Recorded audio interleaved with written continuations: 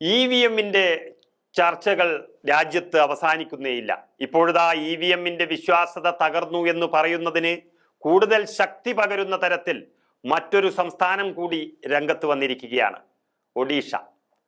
ഒഡീഷയിൽ 3 പതിറ്റാണ്ടിലേറെ ഭരിച്ച ബിജു ജനതാദളാണ് ഇപ്പോൾ രംഗത്ത് വന്നത്.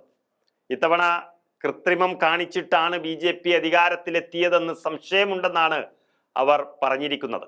വെറുതെ ആരോപിച്ചത് മാത്രമല്ല, തെരഞ്ഞെടുപ്പ് കമ്മീഷനെ നേരിട്ട് പോയി കാണുകയും ഈ പരാതി അറിയിക്കുകയും ചെയ്തിരിക്കുന്നു.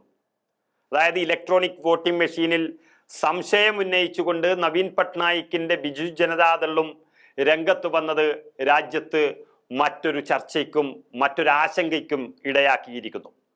ഈ വർഷം ഒഡീഷയിൽ നടന്ന നിയമസഭാ തെരഞ്ഞെടുപ്പ് നമുക്കറിയാം. ലോക്സഭാ തെരഞ്ഞെടുപ്പിനോട് ഒപ്പം തന്നെയാണ് ആ തെരഞ്ഞെടുപ്പ് നടന്നത്. ആ തെരഞ്ഞെടുപ്പിലെ കണക്കുകളിലെ പൊരുത്തക്കേടുകളാണ് ഇപ്പോൾ വലിയ ചർച്ചയായിരിക്കുന്നത്. ആ പൊരുത്തക്കേടുകൾ ഉന്നയിച്ചുകൊണ്ടാണ് നവീൻ പട്നായിക്കിന്റെ BJD-യും രംഗത്തെത്തിയത്. EVM-നെതിരെ ഇന്ത്യ സഖ്യത്തിലെ പ്രധാന കക്ഷികളെല്ലാം രംഗത്തെത്തിയതിന് പിന്നാലെയാണ് ഈ മുന്നണിയുടെ ഭാഗമേ അല്ലാത്ത BJD-യും സമാന ആരോപണവുമായി രംഗത്ത് വന്നത്. ഇത് തന്നെ BJP-യുടെ അല്ലെങ്കിൽ ഇലക്ഷൻ കമ്മീഷന്റെ വിശ്വാസ്യത തകർന്നു പോകുന്ന ഒന്ന് തന്നെയാണ്.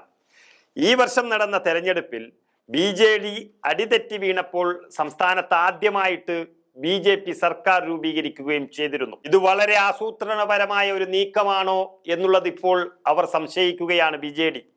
കാരണം ഹരിയാനയിലും മഹാരാഷ്ട്രയിലും ഏറ്റവും അധികം പിന്തുണ ഇന്ത്യ മുന്നണിക്കും കോൺഗ്രസിനും ലഭിച്ചിരുന്ന ഒരു സമയത്ത്, അല്ലെങ്കിൽ എക്സിറ്റ് പോളുകൾ അടക്കം ഒട്ടുമിക്ക ഏജൻസികളും പറഞ്ഞത് പ്രകാരം കോൺഗ്രസും ഇന്ത്യ മുന്നണിയും അധികാരത്തിൽ വരുമെന്ന ഒരു സാഹചര്യത്തിൽ നിന്ന് പൊടുന്നനെ BJP അധികാരത്തിലെത്തിയത് വലിയ രീതിയിൽ EVM-നെ സംശയിച്ചു തുടങ്ങി. അതിൻ്റെ ചില ചാർജ് അടക്കമുള്ള വിഷയങ്ങൾ, ബാറ്ററി ചാർജ് അടക്കമുള്ള വിഷയങ്ങൾ രാജ്യത്ത് ചർച്ചയാകുകയും അത് ശരിയായിരിക്കാമെന്ന് സാങ്കേതിക വിദഗ്ധർ കണ്ടെത്തുകയും ഒക്കെ ചെയ്തൊരു സാഹചര്യത്തിൽ വളരെയധികം സംശയിച്ചു ഈ രാജ്യം EVM-നെ കുറിച്ച്. അതേ സംശയം തന്നെയാണ് ഇപ്പോൾ ഒറീസയിൽ 3 പതിറ്റാണ്ടിലേറെ ഭരിച്ച ബിജു ജനതാദളിന്റെ പാർട്ടിക്കും വന്നിരിക്കുന്നത്. ലോക്സഭയിലേക്കും BJP-യാണ് സംസ്ഥാനത്ത് നേട്ടമുണ്ടാക്കിയത്. ഇവിടെ നിയമസഭാ ലോക്സഭാ തെരഞ്ഞെടുപ്പുകൾ ഒരുമിച്ചാണ് നടക്കാറ്. പാർട്ടിയുടെ മുതിർന്ന നേതാക്കളായ അമർ പട്നായിക്കും സസ്മിത് പത്രയും ഉൾപ്പെടെയുള്ള പ്രതിനിധി സംഘമാണ് കഴിഞ്ഞ ദിവസം മുഖ്യ തെരഞ്ഞെടുപ്പ് കമ്മീഷണറെ കണ്ട് ഇക്കാര്യങ്ങളെല്ലാം വളരെ വ്യക്തമായി അറിയിച്ചിരിക്കുന്നത്. അതായത് ഒരു ബൂത്തിൽ പോൾ ചെയ്ത ആകെ വോട്ടുകളും EVM-കളിൽ നിന്ന് എണ്ണിയ വോട്ടുകളും തമ്മിൽ വലിയ അന്തരമാണുള്ളതെന്നാണ് BJD പറഞ്ഞിരിക്കുന്നത്.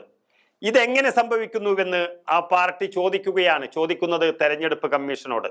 എല്ലാ തെളിവുകളും വെച്ച് അവർ പരാതി നൽകുന്നു. ഇത് സംബന്ധിച്ച തെളിവുകൾ സംഘം തെരഞ്ഞെടുപ്പ് കമ്മീഷന് കൈമാറിക്കഴിഞ്ഞു.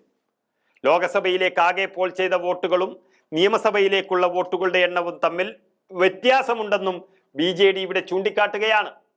അതായത് പോളിംഗ് ദിവസം രാത്രി 11:45-ന് കമ്മീഷൻ പുറത്തുവിട്ട വോട്ട് ശതമാനത്തിലും 2 ദിവസത്തിന് ശേഷം പുറത്തു വന്ന അന്തിമ കണക്കുകളിലും വൻ അന്തരമാണ് ഉണ്ടായിരുന്നത് എന്നും BJD പ്രതിനിധികൾ എല്ലാ തെളിവുകളും വച്ച് പറയുകയാണ്.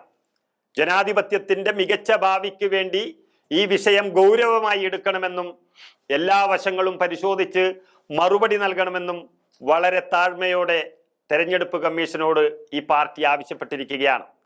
കുറച്ച് വൈകിയാണെങ്കിലും അവർ മനസ്സിലാക്കിയിരിക്കുന്നു EVM-ൽ എന്തോ നടന്നിട്ടാണ് BJP ചരിത്രത്തിലാദ്യമായി ഒറീസയിൽ അധികാരത്തിൽ വന്നത് എന്നുള്ള കാര്യം. അതേസമയം ഇലക്ട്രോണിക് വോട്ടിംഗ് മെഷീനുകൾക്ക് എതിരല്ല എന്നും തെരഞ്ഞെടുപ്പ് പ്രക്രിയ സുതാര്യമായി നടക്കേണ്ടതുണ്ടെന്നും പാർട്ടി വ്യക്തമാക്കുകയും ചെയ്യുന്നു. ഏതായാലും EVM-ന്റെ ക്രമക്കേട് കൊണ്ട് തങ്ങൾക്ക് പരാജയം സംഭവിച്ചു എന്ന് എല്ലാവരും പറയുന്നത് മറ്റൊരു വശം. പക്ഷെ ഇത് വ്യക്തമായ തെളിവുകൾ, ജനാധിപത്യ പ്രക്രിയയിൽ പോൾ ചെയ്ത വോട്ടുകളും എണ്ണിയ വോട്ടുകളും ഓരോ വോട്ടിന്റെ പോലും വ്യത്യാസം വരാൻ പാടില്ല എന്നുള്ള നിലയിൽ ഇപ്പോൾ വലിയ വ്യത്യാസം കാണുന്നു എന്ന് വന്നാൽ അതൊരു തിരിമറി തന്നെയാണ്, അതൊരു ക്രമക്കേട് തന്നെയാണ്.